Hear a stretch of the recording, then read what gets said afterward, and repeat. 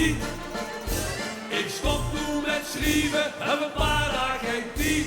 Ik ga op een hoofd, maar heel binnenkort schreef ik weer vol met de allerschoonste spiek. En geluid met rust, ja, dat is mijn plan. Maar dat is jammer, jammer, jammer, jammer dan. Jammer dan, want achter de klik van de koek, daar zijn we verloren.